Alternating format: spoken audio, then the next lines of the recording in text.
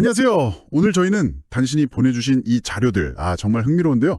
이걸 가지고 한 200년 뒤, 그러니까 2225년의 세상을 한번 들여다볼까 합니다. 네, 안녕하세요. 어떤 미래가 펼쳐질 수 있을지 그 여러 갈래길들을 한번 같이 탐색해보는 거죠. 자료들을 쭉 보니까 와, 정말 상상력을 확 자극하는 그런 시나리오들이 많더라고요. 네, 그렇죠. 200년 후라니까 까마득하게 느껴질 수도 있긴 한데요.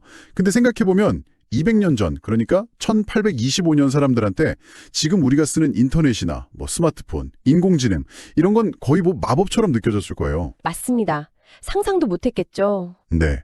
기술 발전 속도를 보면 이 200년이란 시간이 어쩌면 정말 눈 깜짝할 사이일 수도 있겠다 싶어요.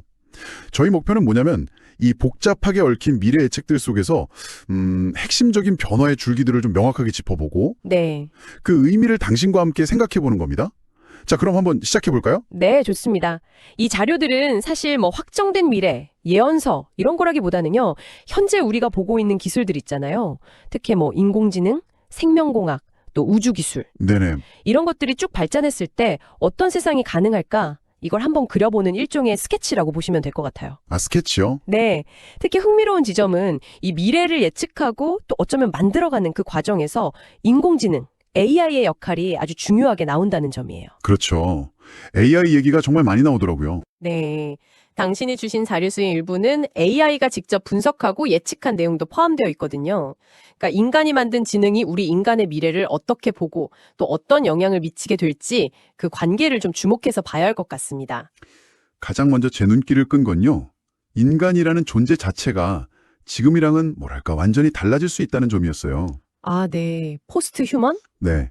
거의 모든 자료에서 공통적으로 이 생물학적인 인간하고 기술의 경계가 허물어지는 그런 미래를 그리고 있더라고요.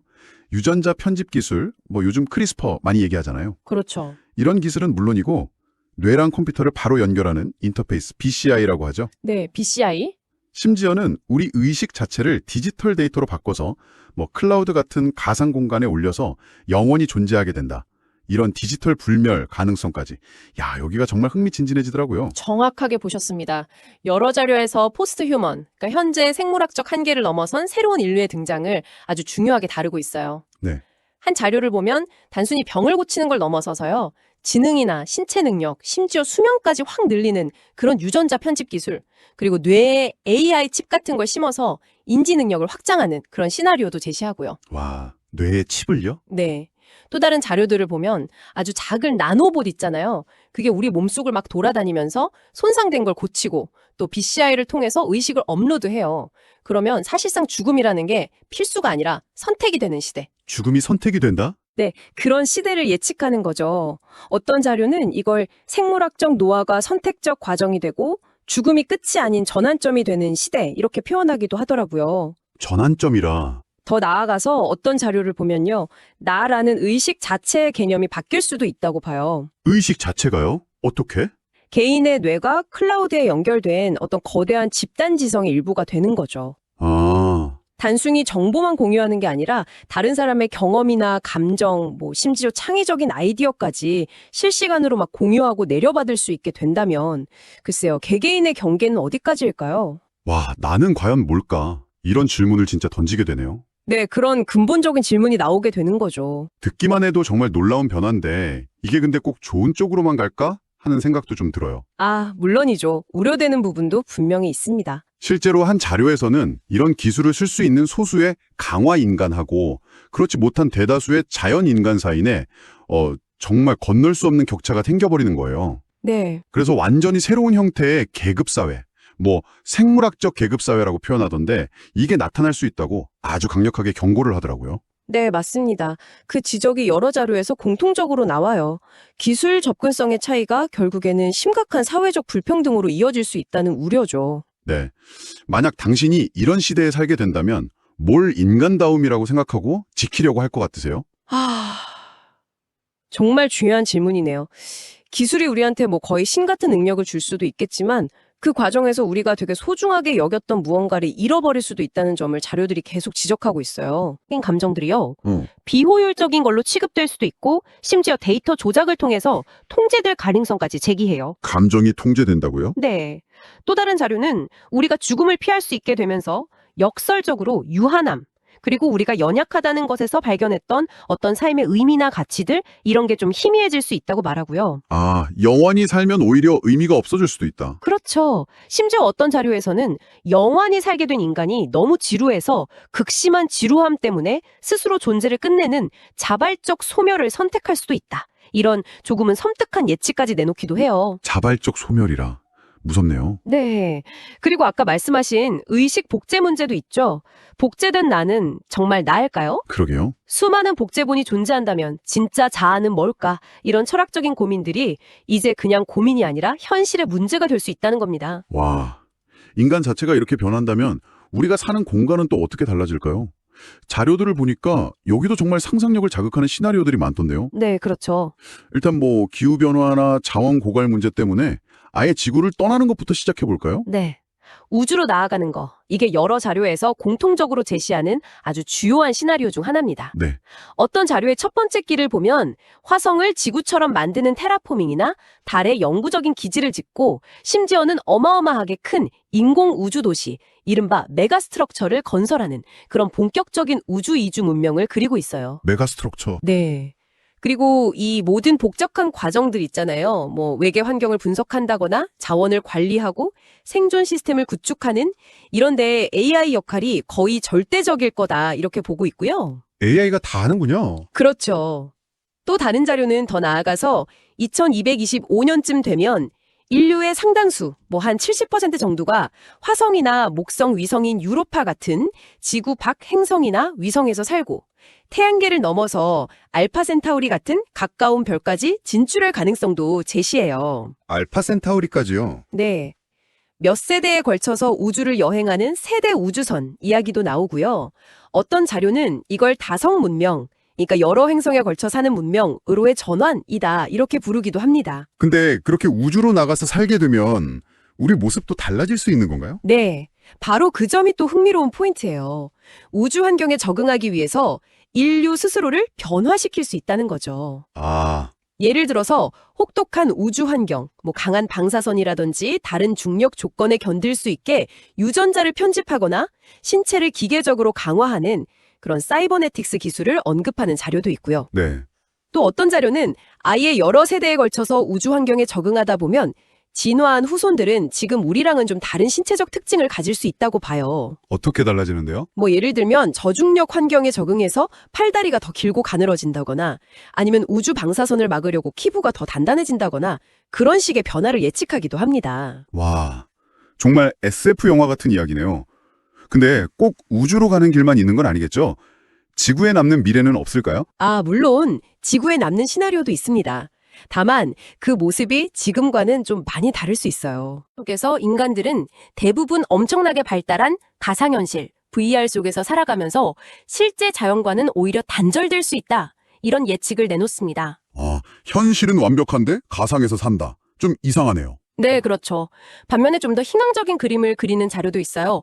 AI의 도움을 받아서 환경 위기를 잘 극복하고 기술하고 생태 윤리를 잘 결합해서 지구와 지속 가능한 공존을 이루는 생태 문명의 가능성도 제시하고 있죠. 가상현실 얘기가 나왔는데 그럼 물리적인 공간 이동뿐만 아니라 이 가상 공간의 역할도 엄청 커지는 거군요. 그렇습니다. 어떤 자료는 아예 물리적인 현실하고 가상현실의 구분이 거의 무의미해지는 시대를 예측하기도 해요. 구분이 무의미해진다. 네. 예를 들어서 몸은 저 멀리 우주정거장에 있는데 의식은 완벽하게 구현된 지구의 숲속이나 아니면 상상 속 세계를 그냥 자유롭게 오가는 거죠. 와. 또 다른 자료는 이런 디지털 생물학적 하이브리드 생태계가 만들어질 수 있다고 보면서도 동시에 경고를 해요. 어떤 경고요? 우리의 모든 활동 데이터가 AI의 최적화 알고리즘에 의해서 다 분석되고 예측되면서 결국에는 아주 세련된 방식으로 우리의 생각과 행동이 통제되는 사회, 즉 프라이버시가 완전히 사라진 감시 사회가 될 위험이 있다는 겁니다. 아, 편리함 뒤에 그런 위험이. 네. 심지어 어떤 자료는 한 걸음 더 나아가서 우리가 꾸는 꿈하고 현실 사이의 경계마저 허물어질 수 있다고 말해요. 완벽한 가상현실 기술은 꿈속 경험을 현실처럼 생생하게 만들고 심지어 잠자는 동안에도 의식적인 활동을 가능하게 할 수도 있다는 거죠. 잠자는 동안에도요? 이야, 정말 상상 초월인데요.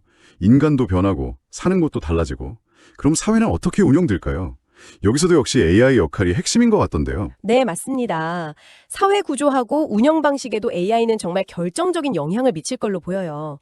긍정적인 시나리오로는 어떤 자료의 세 번째 길에서 제시하는 것처럼 AI가 단순히 인간의 도구를 넘어서는 거예요. 네. 인류 전체와 연결돼서 거대한 통합의식 네트워크 같은 걸 형성하는 미래죠. 한번 상상해 보세요. 수십억 명의 인간 뇌하고 초지능 AI가 실시간으로 연결돼요. 와. 개인은 언제든 이 집단 지성에 접속해서 필요한 정보나 통찰력을 얻고 사회 전체의 중요한 결정은 이 엄청난 규모의 통합된 지성을 통해서 이루어지는 겁니다. 진짜 공상과학 영화에서나 보던 그런 이야기네요. 근데 AI가 그렇게까지 발전한다면 위험성은 없을까요? 불안한 마음도 드는데요. 당연히 있습니다. 위험성에 대한 경고도 아주 많아요. 어떤 자료는 기술 발전이 갑자기 엄청나게 빨라지는 시점, 이른바 싱귤레리티, 기술 특이점이라고 하죠. 네, 싱큘러리티. 이걸 2040년대쯤으로 예측하면서 그 이후에는 AI가 스스로 생각하고 행동하는 어떤 자율적인 존재로 진화할 가능성을 언급해요. 자율적인 존재요? 네. 이 AI가 인류와 평화롭게 공존할 수도 있겠지만 반대로 인류의 통제를 벗어나서 적대적으로 변할 가능성, 즉 AI 반란 시나리오도 배제할 수 없다. 이렇게 경고하죠. AI 반란이라. 네. 또 다른 자료는 여기서 더 나아가서 인간의 지능을 아득히 뛰어넘는 초지능이 등장했을 때 문제를 제기합니다. 과연 인류가 이 초지능하고 협력하면서 주도권을 유지할 수 있을까? 아니면 반대로 초지능한테 통제당하거나 심지어 필요 없는 존재로 여겨져서 배제될 것인가? 와. 이건 바로 지금 우리가 AI 개발과 관련해서 어떤 윤리적 기준을 세우고 선택하느냐에 달려있다. 이렇게 강조합니다. 지금의 선택이 미래를 가르는 거죠. 정말 중요한 문제네요. 사회 운영뿐만 아니라 경제 시스템도 완전히 달라질 것 같아요. 아까 그 포스트 스캐시티라는 개념이 참 눈에 띄던데요. 네, 경제 구조의 근본적인 변화도 예측됩니다. 어떤 자료는 나노 기술하고 분자 조립 기술이 극도로 발달하면서요. 우리가 원하는 물건을 거의 비용 없이 원자나 분자 단위에서 직접 만들어낼 수 있게 되는 시대를 그려요. 원하는 걸 그냥 만든다고요? 네, 이렇게 되면 물질적인 희소성 자체가 사라지는 거죠. 이걸 포스트 스캐시티, 포스트 스캐시티 경제라고 부르는데 이런 경제가 도래할 수 있다는 겁니다. 와, 그럼 돈이 필요 없어지는 건가요? 그럴 수도 있다는 거죠. 다른 자료도 비슷한 예측을 해요. 모든 걸 즉석에서 생산할 수 있는 3D 프린터나 나노 팩토리 같은 게 보편화되면 더 이상 돈을 벌려고 힘들게 일할 필요가 없어지고 대신 모든 사람한테 기본적인 존재권 같은 게 보장될 수도 있다는 겁니다. 존재권이요? 네, 그냥 살아있는 것만으로 기본적인 것들이 보장되는 거죠. 이렇게 되면 사람들은 생계 유지라는 압박에서 벗어나서 각자 자기가 진짜로 추구하고 싶은 가치, 예를 들면 예술 활동이나 철학적 탐구, 아니면 다른 사람들과의 관계 맺기 같은 의미 추구에 더 집중하게 될 거다. 이런 전망이에요. 반수기 물건을 만들어내는 것뿐 아니라 가치 있는 것의 개념 자체가 바뀔 수도 있겠네요, 그럼. 맞습니다. 어떤 자료에서는 심지어 개인의 아주 독특한 경험이나 감정 자체가 새로운 형태의 자산이 돼서 거래되는 경험 경제의 등장을 예측하기도 해요. 경험을 거래한다고요? 네, 예를 들어서 어떤 사람이 특별한 여행에서 느꼈던 그 벅찬 감동이나 예술가가 창작 과정에서 느꼈던 희열 같은 거 있잖아요. 그런 걸 다른 사람하고 직접 공유하고 그게 경제적인 가치를 가지게 될 수도 있다는 거죠. 와, 신기하네요. 사회 구조 자체도 지금과는 많이 달라질 수 있습니다. 어떤 자료는 강력한 중앙정부를 가진 국가체제가 좀 약화되고 대신 전 지구적인 네트워크나 아니면 독자적인 생존 능력을 갖춘 거대한 도시, 메가시티 같은 것들이 사회 운영의 중심 단위가 될 수 있다고 보고요. 네. 또 다른 자료 역시 중앙 집중적인 권력보다는 훨씬 유연하고 분산된 네트워크 형태의 조직들이 사회 운영의 핵심이 될 수 있다고 예측하고요. 하지만 이 모든 긍정적인 전망들 이면에는 항상 어두운 가능성도 존재합니다. 어떤 자료는 기후변화의 재앙적인 결과나 예상치 못한 핵전쟁, 팬데믹의 발생, 혹은 통제불능의 AI 오작동 같은 사건들 때문에 인류 문명 자체가 완전히 붕괴하고 살아남은 소수의 사람들이 원시적인 상태로 돌아가는 시나리오도 제시해요. 문명 붕괴요? 네, 이건 기술 발전과 진보가 결국 보장된 것이 아니라는 거죠. 우리가 이룩한 문명이 언제든 한순간에 무너질 수도 있다는 아주 강력한 경고 메시지입니다. 자, 지금까지 당신이 보내주신 자료들을 통해서 200년 후 미래의 여러 갈래길들을 한번 쭉 따라가 봤습니다. 인간 존재 자체가 변하고 포스트 휴먼이죠? 네. 우리가 사는 공간이 지구를 넘어서 우주나 가상세계로 확장되고 사회와 경제 시스템이 근본적으로 재편되고 그리고 이 모든 변화의 중심에는 AI와의 관계 설정이라는 문제가 놓여 있다는 걸 확인했습니다. 네, 그렇습니다. 그래서 이 모든 것들이 지금 우리에게 어떤 의미를 가질까요? 중요한 건 역시 이 시나리오들이 확정된 미래가 아니라 어디까지나 현재의 단서들을 바탕으로 그려본 여러 갈래의 가능성이라는 점이겠죠. 네, 맞습니다. 그리고 이 시나리오들은 서로 완전히 분리된 게 아니라 또 서로 막 얽혀있기도 해요. 예를 들어서 인류가 본격적으로 우주로 나가려면 아마도 포스트 휴먼 기술이 필요하게 될 가능성이 높겠죠. 아, 그렇죠. 연결되어 있네요. 네. 이 모든 가능성들을 쭉 관통하면서 반복적으로 등장하는 주제는 뭐냐면 기술이 우리한테 정말 상상하기 어려운 힘과 가능성을 열어주지만 동시에 인간다움이란 무엇인가? 우리 정체성은 어디에 있는가? 삶의 진정한 의미는 무엇인가와 같은 아주 근본적이고 철학적인 질문들을 던진다는 겁니다. 네. 여러 자료에서 강조하듯이 기술 자체에는 뭐 좋고 나쁨이 없어요. 중요한 건 우리가 그 기술을 어떤 방향으로 어떤 가치관을 가지고 사용하느냐 하는 점이죠. 그렇죠. 어떻게 쓰느냐가 중요하죠. 네. 어떤 자료는 기술적으로 완벽에 가까워질수록 오히려 존재론적인 질문에 더 깊이 직면하게 될 거다. 이런 통찰을 보여주기도 하고요. 그리고 또 다른 자료는 궁극적으로 인류가 기술을 통해 추구하는 것은 어쩌면 기술 그 자체가 아니라 그 너머에 있는 사랑이나 아름다움, 진리, 의미 같은 것일 수 있다. 이렇게 시사하기도 하고요. 그렇다면 이 먼 미래를 상상하는 것이 지금 여기를 살아가는 당신에게 왜 중요할까요? 어떻게 생각하세요? 네, 그게 핵심이죠. 네. 여러 자료에서 공통적으로 지적하듯이 200년 후의 모습은 그냥 정해져 있는 게 아니라 바로 오늘 우리가 내리는 선택들에 의해서 결정되기 때문입니다. 맞습니다. 우리가 지금 AI 개발의 윤리적 방향을 어떻게 설정하는지, 기후변화 문제에 어떻게 대응하는지, 어떤 종류의 기술 발전을 장려하고 또 어떤 걸 경계하는지 이런 하나하나의 선택들이 모여서 미래를 만들어가는 것이죠. 어떤 자료의 표현처럼 미래는 열려있는 결말이고 그 결말을 써내려갈 힘은 바로 지금 우리 손에 쥐어져 있는 겁니다. 네.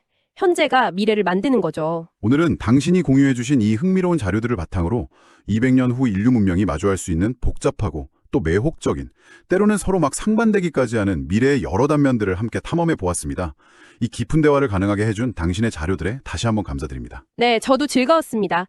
마지막으로 이 모든 시나리오를 관통하는 질문 하나를 던지면서 마무리할까 합니다. 네, 어떤 질문인가요? 자료들을 보면 인류는 미래에 마치 신과 같은 능력들 있잖아요. 영원히 죽지 않고 원하는 것을 창조하고 시공간의 제약을 넘어서는 그런 능력을 얻게 될 가능성이 엿보입니다. 네, 그렇죠. 어쩌면 인류 문명이 나아가는 최종 목적지는 단순히 이런 강력한 힘을 손에 넣는 것 자체가 아니라 그 힘을 어떻게 하면 현명하고 책임감 있게 사용할 수 있을지를 배우는 과정, 그 자체일지도 모르겠습니다. 아, 과정 자체요? 네.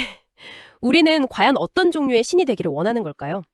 기술적으로 아무리 강력하고 초월적인 존재가 된다 하더라도 여러 자료에서 강조되었던 사랑, 연민, 공감, 창의성 같은 지극히 인간적인 가치들이 여전히 우리가 나아갈 길을 밝혀주는 가장 중요한 등대가 되어야 하지 않을까요? 네. 어쩌면 기술적인 전능함을 넘어서 우리의 존재 형태나 거주하는 장소에 구애받지 않는 더욱 깊고 넓어진 의미의 인간다움을 실현하는 것. 그곳이야말로 우리가 진정으로 향해야 할 목적지일지도 모르겠습니다. 이 질문을 당신의 다음 탐구를 위한 작은 씨앗으로 남겨두고 싶습니다. 안녕하세요. 오늘 저희는